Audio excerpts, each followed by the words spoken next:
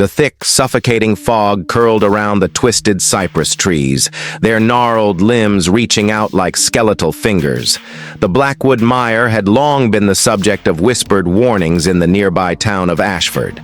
The mire was said to be cursed, a place where the dead did not rest, and the living were never truly alone. Some spoke of voices carried by the wind, beckoning travelers deeper into its murky grasp. Few who entered ever returned, and those who did came back changed, haunted by something unseen. When biologist Dr. Eleanor Graves set out to investigate the peculiar flora rumored to thrive within the mire, she never expected to uncover the horrifying truth behind the whispers. Eleanor had always been drawn to the unknown. Her research into the botanical anomalies of the Blackwood Mire was fueled by an insatiable curiosity. Equipped with her notebooks, recording devices, and camera, she ventured into the swamp with her assistant, Daniel Hayes. The deeper they went, the more the world around them seemed to shift. Sounds became distorted, and shadows stretched unnaturally long. Then came the whispers. At first, they were barely perceptible, just faint murmurs on the breeze. But as night fell, the voices grew clearer, calling her name. Daniel, ever the skeptic, dismissed the phenomenon as wind passing through the trees, but Eleanor knew better. There was an intelligence in those voices, a presence lurking just beyond the veil of reality. That night, as they camped on a patch of dry land, Eleanor recorded the whispers. When she played back the audio, a distinct voice emerged beneath the static. "Welcome home."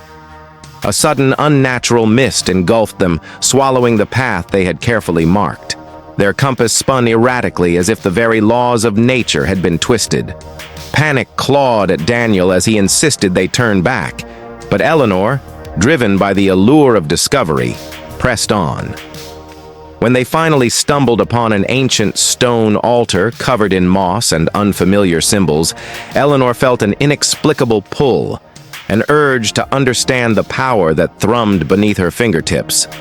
As she brushed away the dirt covering the symbols, the whispers surged in volume, overlapping and crashing into one another like waves. Daniel grabbed her wrist, his eyes wide with fear. "We need to go. Now." But Eleanor hesitated. The altar felt important, sacred even. A chill ran down her spine as she noticed something else. Deep, narrow claw marks gouged into the stone. Whatever had once been here had left in agony. That night, as they camped near the altar, the whispers became screams.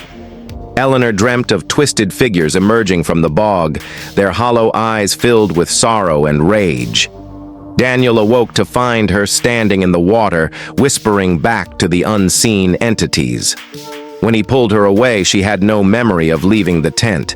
Something had reached out to her, something that did not belong in their world. In the morning, Eleanor felt drained, as if something had been siphoning her strength. Daniel urged her to leave, but she refused. The mire had secrets, and she was determined to uncover them. As she sifted through her notes, she realized that every previous traveler who had gone missing in the swamp had documented hearing voices before their disappearance. The whispers were not mere echoes. They were something far worse. In the morning, the landscape had changed. The trees seemed closer, their branches knitting together to block out the sky. Their footprints from the day before had vanished. The mire was shifting around them, reshaping itself to keep them trapped. Eleanor felt a rising sense of unease, but refused to admit that they were lost. She began recording the whispers, her voice overlapping with theirs in eerie synchronicity. Hours passed, and the trail markers they had left behind were gone. Daniel's frustration boiled over. "This place is playing tricks on us. We need to leave before we can't." But Eleanor was enthralled. The whispers no longer frightened her. They comforted her. She began to recognize patterns in their cadence, like a language waiting to be deciphered. The realization both exhilarated and terrified her. Daniel saw them first. pale, bloated faces just beneath the swamp's surface, their mouths moving in silent agony. He screamed for Eleanor, but when she turned, the faces were gone. She dismissed it as a trick of the light, but deep down, doubt crept in. That night, the whispers took on a new shape, pleas for help, warnings of an ancient hunger waiting in the darkness. Eleanor felt herself slipping. Sleep became a luxury she could no longer afford. She spent her nights transcribing the whispers, her hands shaking as she realized she was writing in a language she did not know. "It is awake," she scrawled, though she had no recollection of doing so. Eleanor's research led her to old records detailing a vanished settlement, Blackwood Hollow, that once stood where the mire now spread. The villagers had disappeared overnight, leaving only the altar behind. A journal from the last surviving resident spoke of a ritual gone wrong, of something called the Hungering One. The entity demanded sacrifices, and those who heard its whispers were marked for death. Daniel begged Eleanor to stop her research, but she couldn't. The whispers were inside her now, guiding her hands, whispering their secrets into her mind. She knew she was running out of time. Eleanor woke to find Daniel missing. His footprints led to the water's edge, then stopped abruptly. His belongings were untouched, his voice now among the whispers. Desperate, Eleanor played back the recordings from the previous night, her blood running cold as she heard Daniel's voice, begging her to leave before it was too late. Determined to break the curse, Eleanor returned to the altar.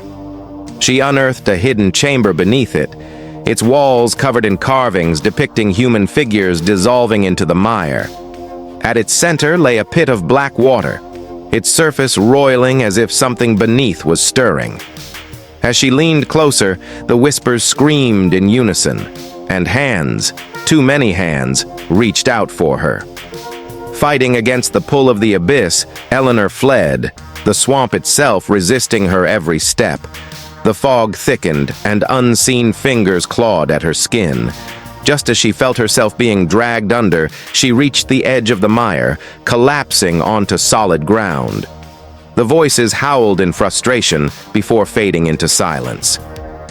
Days later, Eleanor returned to Ashford, her research abandoned. But the whispers did not leave her. In the dead of night, she heard Daniel calling her name, his voice filled with despair. When she looked into a mirror, the reflection behind her was not her own.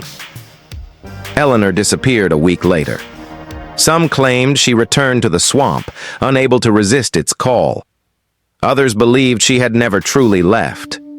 The Blackwood Mire remained untouched, its secrets buried beneath its shifting waters, waiting for the next unfortunate soul to listen too closely to the whispers.